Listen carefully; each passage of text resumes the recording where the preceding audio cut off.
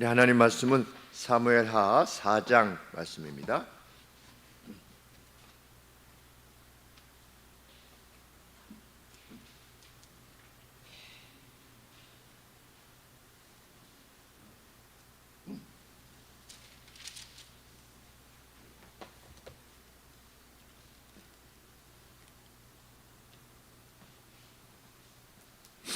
사울의 아들 이스보셋이 아브넬의 헤브론에서 죽었다함을 듣고 손맥이 풀렸고 온 이스라엘이 놀라니라. 사울의 아들 이스보셋에게 군장 두 사람이 있으니 하나의 이름은 바하나요 하나의 이름은 레갑이라. 베냐민 족속 부에롯 사람 림몬의 아들들이더라. 부에롯도 베냐민 지파에 속하였으니 일찍 부에롯 사람들이 깃다임으로 도망하여 오늘까지 거기 우거함이더라. 사울의 아들 요나단에게 절뚝발이 아들 하나가 있으니 이름은 무비보셋이라. 전에 사울과 요나단의 죽은 소식이 이스라엘에서 올 때에 그 나이 5살이었는데 그 유묘가 안고 도망하더니 급히 도망함으로 아이가 떨어져 절게 되었더라. 부에롯 사람 리몬의 아들 레압과 바하나가 행하여 볕이 쫄 때에 즈음에 이스보셋의 집에 이르니 마침 저가 낮잠을 자는지라. 레갑과 그 형제 바하나가 밀을 가지러 온 채하고 집 가운데로 들어가서 그 배를 찌르고 도망하였더라. 저가 집에 들어가니 이스보셋이 침실에서 상위에 누웠는지라. 저를 쳐 죽이고 목을 베어 그 머리를 가지고 밤새도록 아라바 길로 행하여 헤브론에 이르러 다윗 왕에게 이스보셋의 머리를 들이며 구하되 왕의 생명을 헤아려 하던 원수 사울의 아들 이스보셋의 머리가 여기 있나이다. 여호와께서 오늘 우리 주 되신 왕의 원수를 사울과 그 자손에게 갚으셨나이다. 다윗이 부에롯 사람 림몬의 아들 레갑과 그 형제 바하나에게 대답하여 가로되 내 생명을 여러 환난 가운데서 건지신 여호와의 사심을 가리켜 맹세하노니 전에 사람이 내게 구하기를 사울이 죽었다 하며 좋은 소식을 전하는 줄로 생각하였어도 내가 저를 잡아 시글락에서 죽여서 그것으로 그 기별의 갚음을 삼았거늘 하물며 악인이 의인을 그 집 침상 위에서 죽인 것이겠느냐. 그런즉 내가 저의 피 흘린 죄를 너희에게 갚아서 너희를 이 땅에서 없이 하지 아니하겠느냐 하고 소년들을 명함에 곧 저희를 죽이고 수족을 베어 헤브론 못가에 메어 달고 이스보셋의 머리를 가져다가 헤브론에서 아브넬의 무덤에 장사하였더라. 아멘.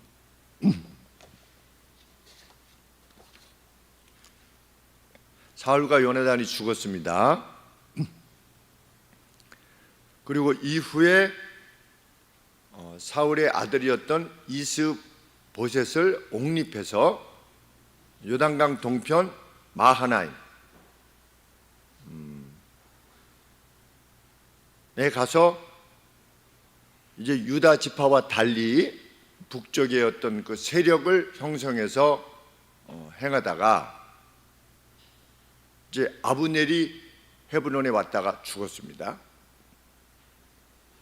요압에 의해서 죽임을 당했죠. 동생 아사셀을 죽여가지고서 그 원수를 갚아서 죽였습니다. 이 소식을 북쪽에 있었던 이스보셋이 듣게 된 것입니다. 들었을 때 어떻게 했다? 이스보셋이 용기를 상실하고 더 이상 용기를 상실하는 것입니다. 그리고 모든 이스라엘이 불안해했다. 이것을 보면 이 아브넬이 얼마나 능력이 군사적으로 출중했던가를 알게 합니다. 이 아브넬이 어떤 사람입니까? 사울의 그 이스보셋이 무엇이라고 말했습니까? 왜 당신이 우리 아버지 이 아버지의 뭐라고 그랬습니까? 아버지의 첩이라고 그랬죠? 네.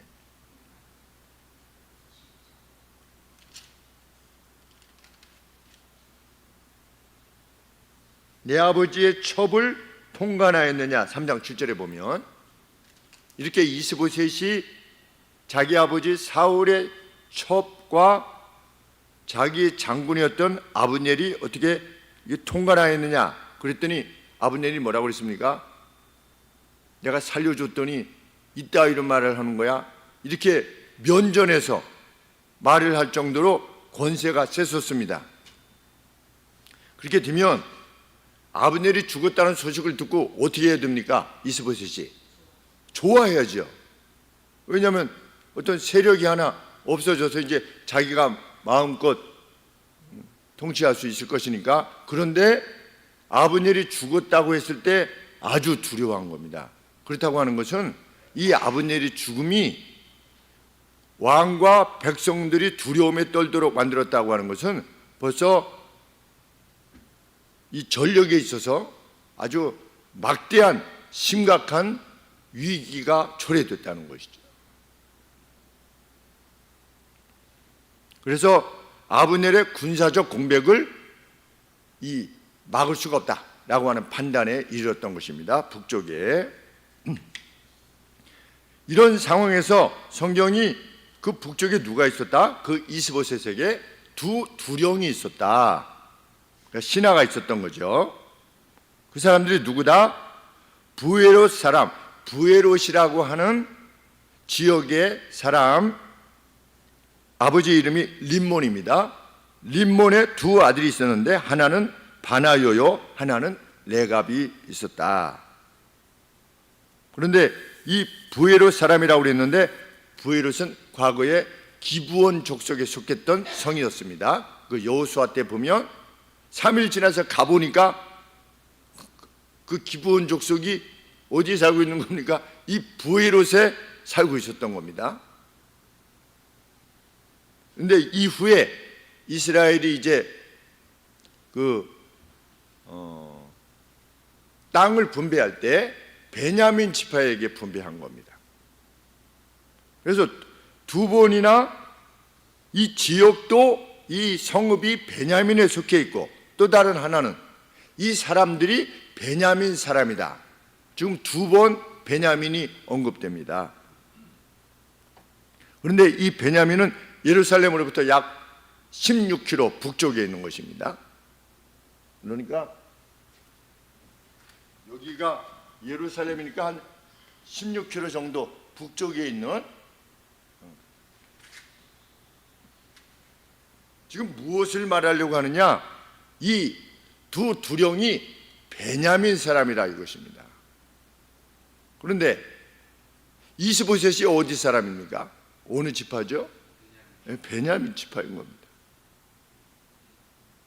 지금 무엇을 성경이 드러내려고 하냐면 베냐민 지파 사람이 베냐민 지파 자기 두령을 죽인 겁니다. 사울을. 지금 이 점을 강조하려고 하는 것입니다.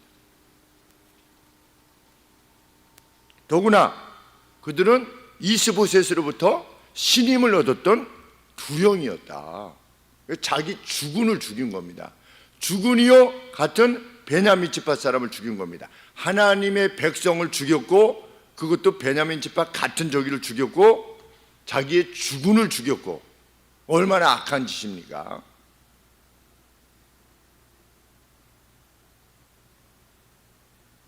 종합합니다. 상황은 군장 아브넬이 죽었다. 이스보셋이 고립무원의 상태에 있었다. 백성들은 동요하고 있었다. 자, 그 다음에 누가 잠깐 언급되지요? 무비보셋이 언급됩니다. 무비보셋에서 강조되는 점은 무엇이겠습니까? 나이가 사울과 요나단이 죽었다고 하는 소식이 이스라엘로부터 전해졌을 때 불과 몇 살이었다? 5살이었다. 그리고 그는 몸도 성하지 못한다. 다리를 절었다. 달리 말하면 왜 갑자기 무비보셋 이야기를 꺼낼까요?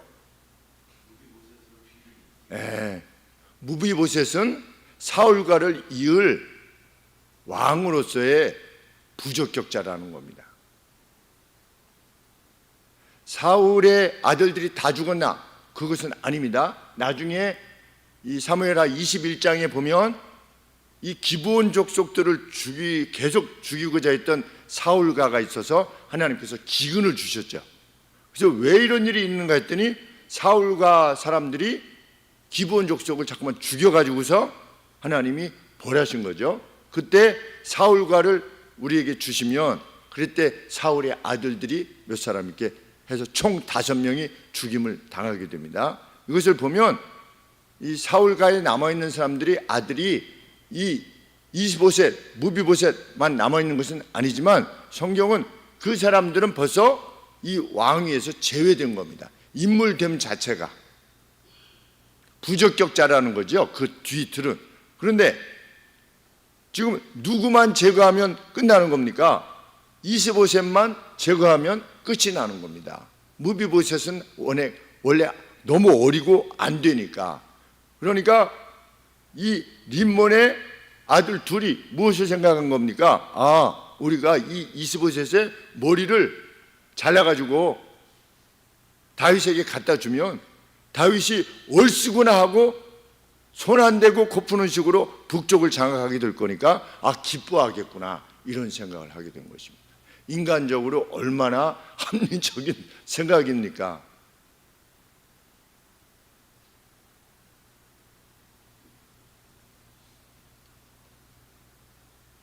그래서 어떻게 했다?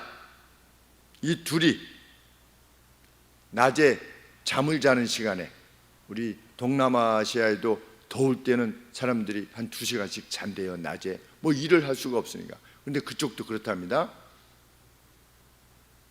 그러니까 사울도 들어가서 자지 않았습니까? 한 번은. 그러니까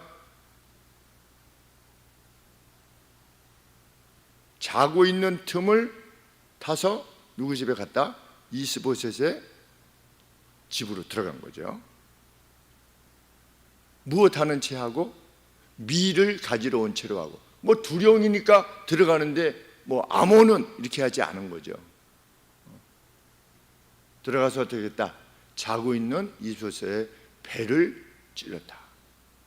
그가 죽었을 때 그의 목을 베가지고 머리를 가지고, 참 진짜 잔인합니다. 옛날에 이렇게 보면 사람 머리가 잘라진 거 보기만 해도 우리 저 모래사장에 여기까지 이렇게 묻어가지고 이렇게 머리만 나오면 뭐 모래찜질한다고 해가지고서 이렇게 머리만 나와 있는 모습만 봐도 아주 징그럽고. 그런데 우리 저 아랍권에는 어떻게 합니까? 어떻게 사람을 죽일 때도 있죠? 네, 참수할 때도 있고요. 사람을 이렇게 여기까지 묻어요. 묻고 돌로 쳐서 죽여요. 근데 사람 머리가 이렇게 나와 있는 모습 이게 보면 그건 이제 죽기 바로 직전인 겁니다. 그러니까 막 질리죠. 이렇게 그 모습 보는 자체가. 그런데도 어떻게 한 겁니까? 자기 조금 전까지만 해도 자기 주군이었던 이스보셋의 머리를 잘라가지고서 어떻게 했다? 밤새 아라바 광야를 통해서 헤브론으로 간 것입니다. 그래서 무엇이라고 말했습니까? 다윗에게 보시오, 당신의 원수 사울의 아들 이스보셋, 당신의 원수 사울, 당신의 생명을 구하던 이스보셋의 머리입니다. 이중으로 원수인 거죠. 다윗에게는. 그들의 입장에서 보면 사울과 이스보셋이, 왜? 앞 내용을 보면 이스보셋과 다윗과 서로 전쟁을 했다 이렇게 되지 않았습니까? 그러니까 서로의 생명을 구했던 그런 존재니 당연히 원수라고 말할 수밖에 없죠. 당신의 원수 사울의 아들 이스보셋, 당신의 생명을 구하던 이스보셋의 머리입니다. 여호와께서 나의 중 왕에게 이날 사울의 그의 후손들에게 복수를 주셨습니다. 사울의 후손들에게 복수를 주셨습니다. 하나님이 우리들의 손을 통해서 당신의 원수를 그 원수됨을 갚으셨나이다. 이들은 다윗이 사울과 이스보셋을 원수로 여겼을 것이라고 판단한 것입니다. 마땅하지요. 정치적 라이벌, 원수지요. 우리 평상시에는 그렇게 이렇게 하다가 무슨 경선하면 어떻습니까? 경선하면 그냥 다른 팀들보다 더해요. 이 자체 내전을 하는 게 더 무섭죠. 아주 감추어뒀던 그 비밀까지 그냥 다 폭로하고, 뭐 그럴 정도니 다윗이 이스보셋과 사울을 어떻게 이해할 것인가 라고 하는 것은 뭐 뻔한 것이죠. 그들이 생각할 때 다윗을 몰랐기 때문에.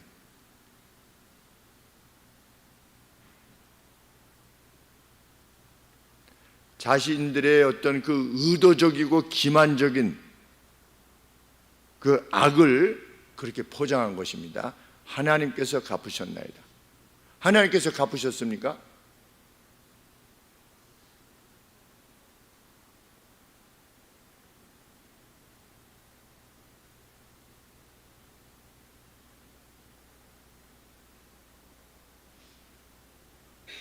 원수는 누가 갚습니까?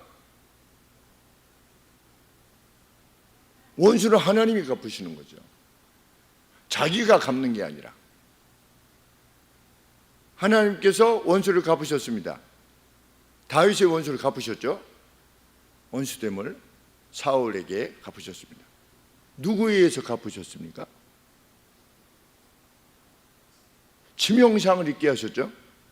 전쟁에서 개인적인 사례가 아니라 전쟁에서 치명상을 입게 되어서 스스로 자결하도록 하셨습니다.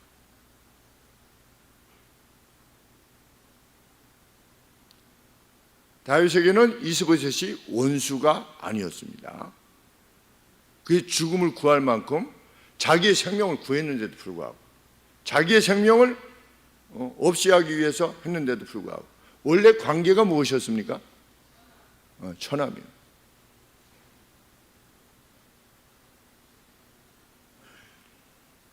지금 관계가 무엇입니까? 죽었을 때 다윗과 이스보셋의 관계가 뭡니까? 여전히 처남이죠. 왜? 미가를 데리고 왔으니까. 다른 사람한테 사울이 시집 보냈던 미가를 다시 데리고 오지 않았습니까? 그거 내 아내다. 아니, 아까도 말씀드렸지만 다른 사람한테 시집 갔어요. 근데 내 아내니 내게 돌려보내라 한 겁니다. 참 대단한 다윗입니다. 미스 이스라엘 구하면 돼요. 미스 이스라엘. 뭐 왕인데 뭐 얼마나 예쁜 사람 많이 거둘 수 있겠습니까? 근데 다른 사람한테 이미 보내진 미가를 다시금 자기 처라고 불러들인 겁니다. 다윗의 어떠함을 알게 되는 것입니다. 그리고 나중에 미갈이 그 법궤가 들어왔을 때 막 자기를 조롱했지 않습니까? 왕인데 하나님이 자기에게 맡긴 그 위임한 하나님으로부터의 권세, 이것을 멸시한 것이지요. 이 법궤를 멸시한 것이기도 하지만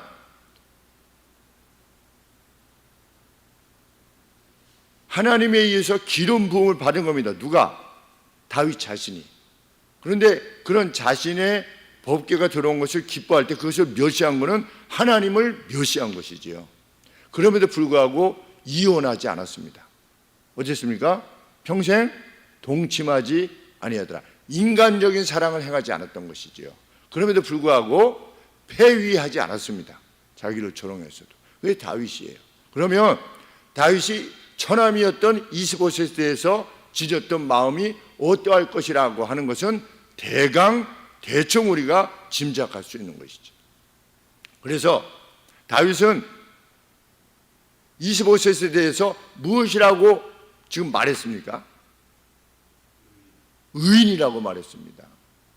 이스보셋이 의인입니까? 저도 이게 아주 궁금했던 거예요. 어떤 차원에서 다윗이 이스보셋을 의인이라고 불렀는가? 우리가 일반적으로 생각하는 의인이면 어떻게 됩니까? 이스보셋이 왕권을 다윗에게 위임해야죠. 우리 아버지 사울은 이렇게 했지만 사무엘을 통해서 기름 부음을 받았으니 당신이 왕 맞습니다. 이렇게 해주는데 그 전쟁을 했어요. 아브넬 군장을 데리고 사울과로부터 그렇게 능력 있는 군장을 가지고 함께하면서 전쟁을 행할 정도였어요. 의인이 아닙니다. 그러면 어떤 차원에서 의인인가? 이 두 사람과의 관계에서 의인이라는 겁니다. 이 두 사람,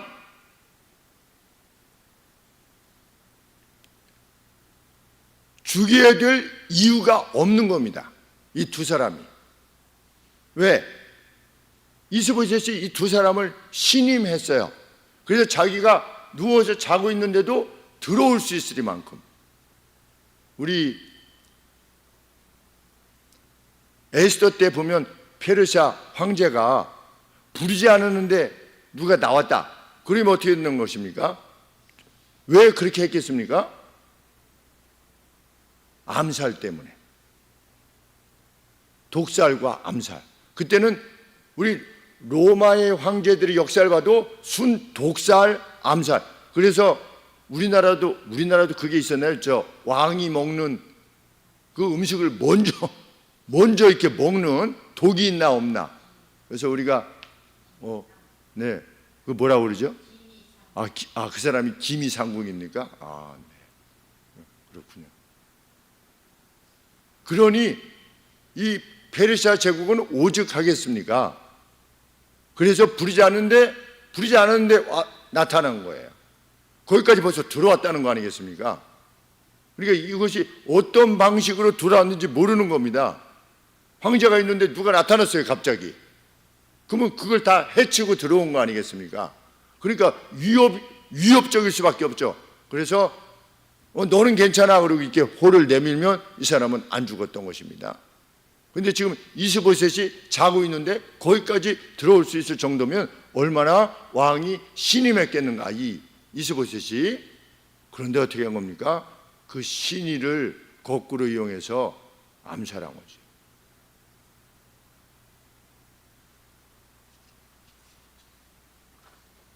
다윗이 답합니다. 맹세를 합니다. 나의 생명을 모든 고통으로부터 구속하신 여호와께서 살아계시는 것 같이 그 누가 내게 보시오 사울이 죽었소 라며 자신이 좋은 뉴스를 지니고 있는 줄 생각했을 때 내가 그를 잡아서 시글락에서 죽였다. 누굽니까? 누가 그런 소식을 가지고 왔지요? 사울을 내가 죽였습니다. 이렇게. 네, 아말렉 소년이 와서 그렇게 했죠. 그 아말렉 소년이 어떻게 됐습니까? 죽었습니다. 지금 다윗이 그 말을 하는 겁니다. 사울 때에도 그가 좋은 뉴스를 자신이 지니고 온 줄로 생각했었을 때 내가 그를 잡아서 시글락에서 죽였다. 그것이 내가 그에게 주었던 보상이었다. 10절 말씀에 이어서 다윗이 얼마나 더하겠는가.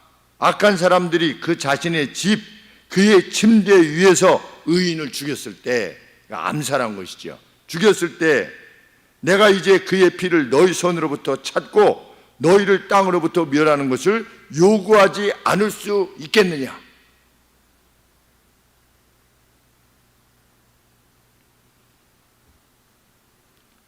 이 이스보셋의 죽음이 다윗에게 북쪽까지 그 관할을 얻게 되는 그러한 이익을 가져온다 할지라도 나는 결코 기뻐할 수 없다는 겁니다. 그런 식의 이익을, 너희들이 생각하는 그 이익을, 이것이 하나님의 사람이 가지고 있는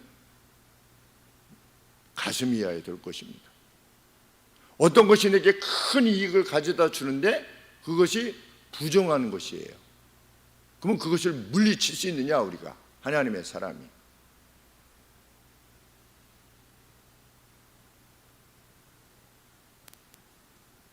고위 관료를 하는 이유 중에 하나가 무엇입니까? 어떤 사람들은 내부 정보를 이용하는 거죠. 어디에 공항이 생긴다더라, 어디에 무슨 판교에 테크노 밸리가 이렇게 생긴다더라, 삼성이 이렇게 만든다더라. 그래서 어떻게 됐습니까? 평택이 땅이 그렇게 올랐던 건 아니겠습니까? 그런데 그 정보를 먼저 가지고 있다면 얼마나 황홀하겠습니까? 그 정보가 주어질 때.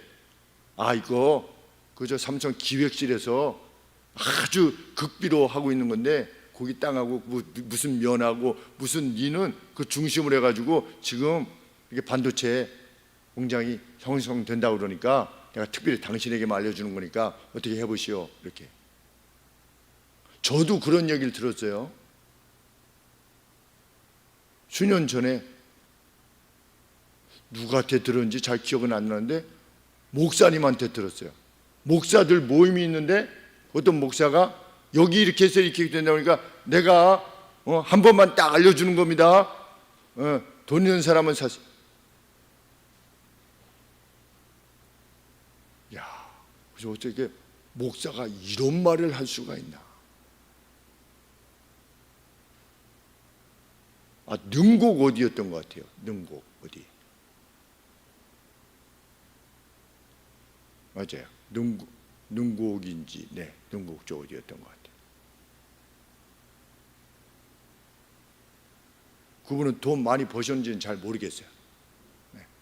하나도 안 부러워요. 안 부러운 정도가 아니라 두렵죠. 어떤 정보를 가지고 자기가 그걸 돈을 먹는다고 하는 것이 이 다윗의 이 입장에서 보면 우리가 물어야 되는 것은 이것이 실제로 내게 이익이 되느냐 아니냐가 아니라, 근데 우리나라 사람들 여론이라고 하는 거 다 어떻습니까? 사람들이 여론이라는 거 내게 도움이 되느냐 여부에 따라서 이러한 결정이 정의로우냐. 그 어떤 박사님이 국제정치 하는 박사님이 그렇게 말씀을 하시더라고요. 아, 그렇구나. 가진 사람의 것을 빼앗아서 다른 사람 5사람에게 나눠준다. 가진 사람 한 사람의 것을 빼앗아 가지고 5사람에게 나눠주면 가진 사람 빼앗기는 사람 표는 하나를 잃어버리는데 받는 사람은 5표가 늘어난다. 그러니까 이 산술로 생각할 때 그렇게 하지 않을 정치인이 거의 없다는 겁니다. 그래서 지금 프랑스도 아주 난리지 않습니까? 왜?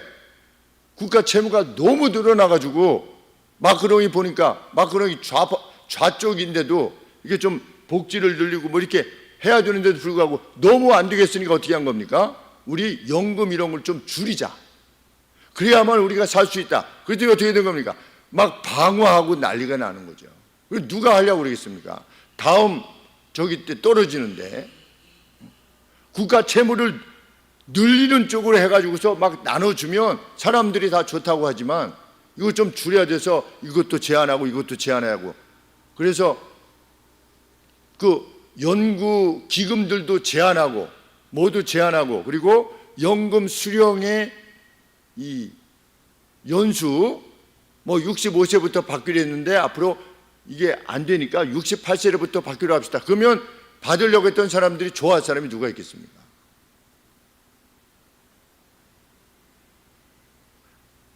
그런 차원에서 자기의 신념으로 이렇게 했다가도 실상 대통령이 돼 보니까 아, 이게 아닌 것.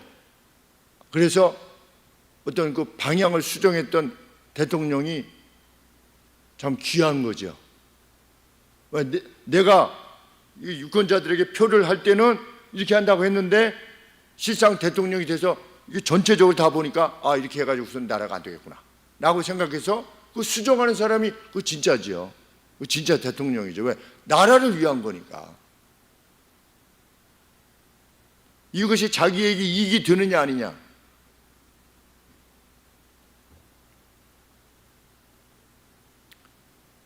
우리가 지도자를 세울 때에도 그런 지도자들을 세워야 되는 것이죠. 정말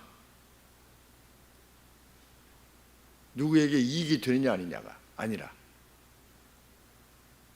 좌에 속한 사람도 잘못하고 있으면 잘못했다고 말을 해야 되고, 우에 속한 사람도 잘못했다고 그러면 잘못한 점이 있으면 잘못했다고 말하고, 우리 크리스찬들은 이것이 정말 하나님 보시기에 공정한 것이냐 라는 것을 물어서 정의로운 것이냐, 그리고 우애가 넘치는 것이고 용납이 있는 것이냐 라고 이렇게 물을 때, 이 땅을 하나로 묶게 하는 것이냐 이런 것을 물었을 때 그쪽을 향해서 나아가는 사람들에게 우리의 마음이 향해져야만 되는 것이 우리 그리스도인들의 정치적 책임입니다.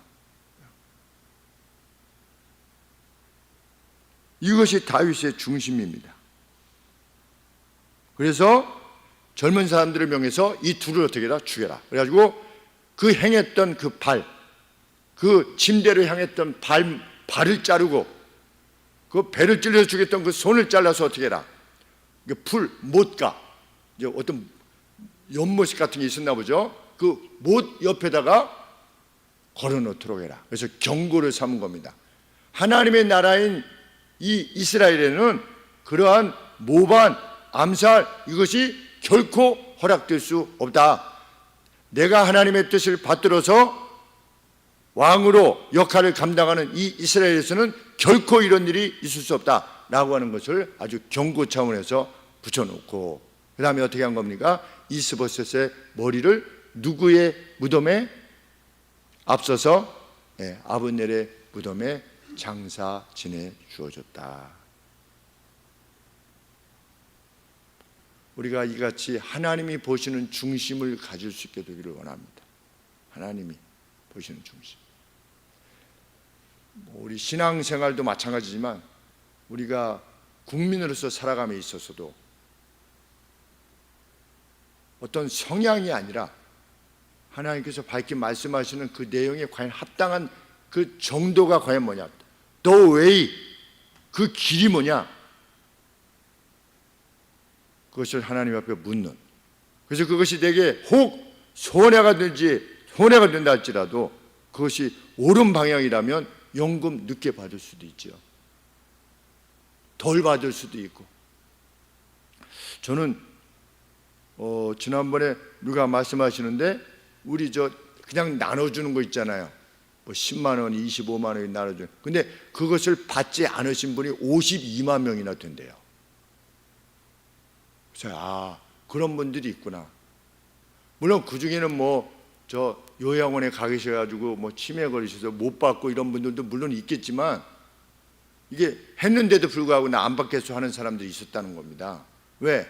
그 미래에 우리 자녀들에게 그게 다 빚으로 남는 것인데, 그 10만 원, 20만 원 더 쓴다고 해가지고서 그게 형편이 더 나주가 아니고 이거 아닌데 그렇게 할 수 없다라고 하는 사람들이 있다고 들었는데, 정말 귀하다라는 생각이 들어서 이번에 이렇게 한다고 해도 저도 안 하려고 그랬죠. 적어도 제 거는.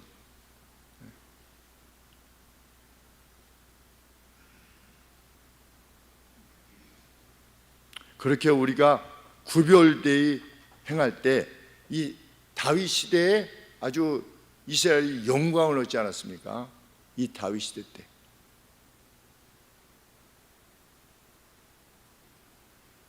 저는 크리스찬이었던 이승만 대통령께서 최근에 어떤 글을 보니까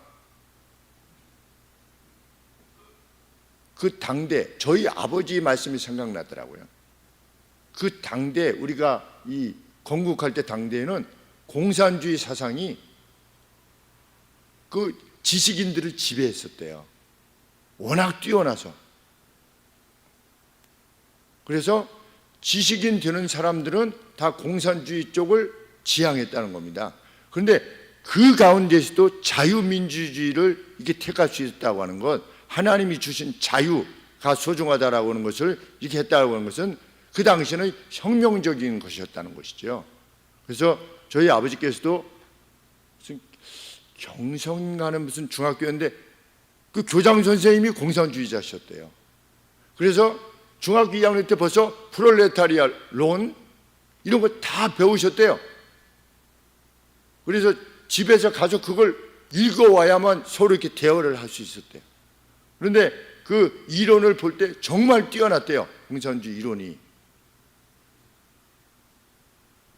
그런데 공산주의 이론이 가지고 있는 우리끼리 잘 할 수 있다. 우리 인간끼리 서로 협력하고 이렇게 하면 잘할 수 있다라고 하는 거예요. 인간의 죄성으로 안 된다는 거죠.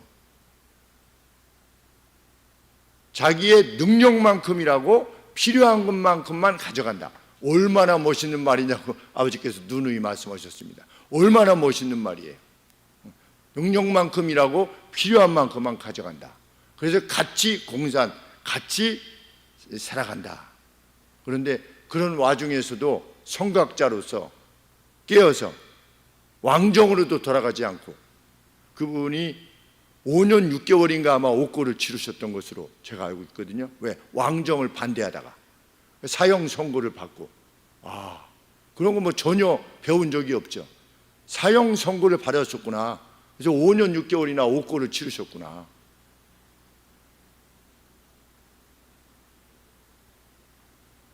역사적으로 어떻게 말할지 모르겠지만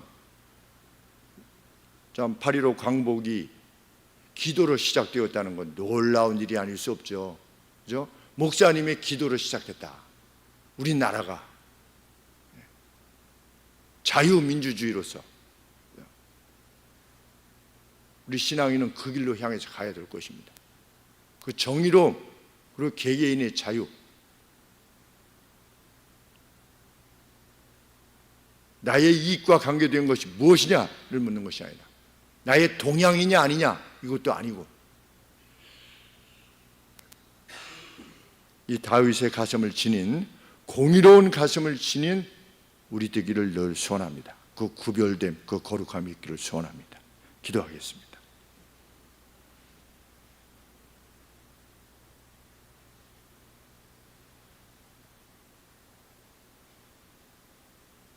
성령께서 우리의 마음을 감동하여 주옵소서.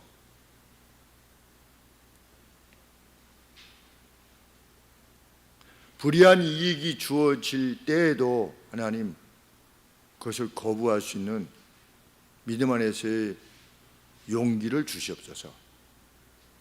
싸워 이기게 하시고 세상과 분명 다른 저희로서 살아가게 하여 주옵소서. 그 거룩한 영예를 지니며 이 땅을 살게 하여 주옵소서. 그것이 돈이든 지위든 명예든 어떤 성향이든 하나님 저희를 통해서 주의 공의가 드러나게 하여 주옵소서. 예수님의 이름으로 기도합니다. 아멘.